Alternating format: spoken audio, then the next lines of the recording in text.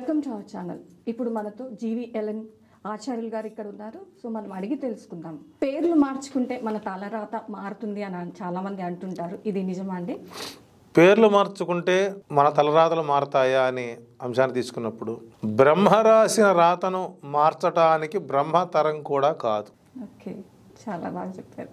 బ్రహ్మ వల్ల కాదు, మరి మా వల్ల అవుతుంది అనుకుంటే అది ఒక హాస్యాస్పదం. ఇక్కడ పుట్టినప్పుడు మనకు జన్మ సంస్కారాలను చేస్తారు. బారసాల, అన్నప్రాసన, అక్షరాభ్యాసం చేస్తారు. నవమాసాలు మోసి పురిటి నిప్పులు పడి చివరికి ఒక బిడ్డను కని ఆ బిడ్డ పుట్టిన తర్వాత జన్మ శౌచ కార్యక్రమాలు, అంటే ఆడు ఏ నక్షత్రంలో పుట్టాడు, ఏ తిథిలో పుట్టాడు, ఏ వారంలో పుట్టాడు, తిథి దోషం ఉందా, వారదోషం ఉందా, నక్షత్ర దోషం ఉందా అనేటువంటిది ఆ పురోహితుడితో చూపించుకొని 27వ రోజు 3 నెలల్లోగానో ఆ పిల్లవాడికి ఏదో ఒక పేరు పెడతాం మన సాంప్రదాయం. ఈ సాంప్రదాయంలో వచ్చినటువంటి ఈ నామకరణ మహోత్సవంలో తొలిసారిగా ఆ కుటుంబ సభ్యులందరూ కూడా మేనమామల్ని, బావమరుదుల్ని, తల్లిదండ్రుల్ని, అమ్మా నాన్న, అవధాతలను కూర్చోబెట్టుకుని అందరి సమక్షంలో ఒక బ్రహ్మ ద్వారా ఆ పిల్లవాడికి ఒళ్ళో కూర్చోబెట్టుకొని ఆ తండ్రి తన బిడ్డ యొక్క కుడి చెవిలో వారి గోత్రాన్ని, వారి వంశాన్ని, జన్మనామాసి ఒక పేరు, నక్షత్రనామంతో ఒకటి, వ్యవహారిక 3 పేర్లు పెడతారు.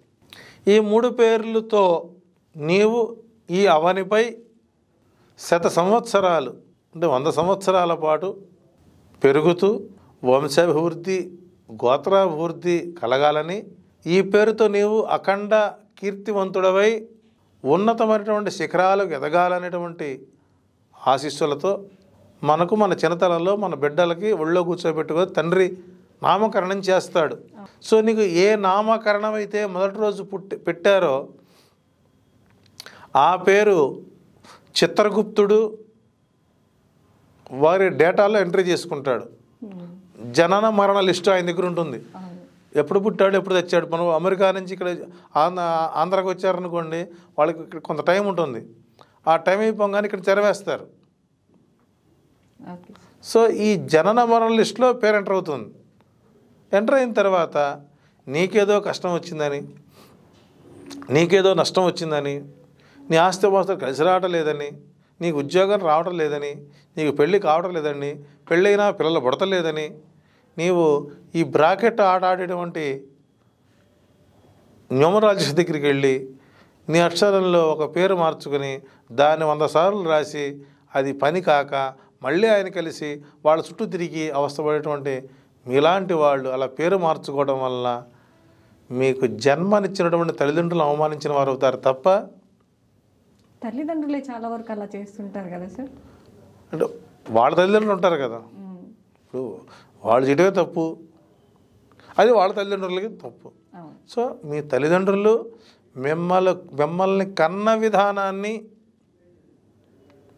అవమానించడమే తప్ప పేర్లు మార్చుకున్నంత మాత్రాన మీ తలరాతలు మారవు. అందుకు బ్రహ్మదేవుడు కూడా మీకు సపోర్ట్ చేయడు. కాబట్టి అటువంటి పిచ్చి పనులు చేసి మీ తల్లిదండ్రులకు అవమానకర పరిస్థితులను తీసుకురావద్దని తెలియజేద్దాం.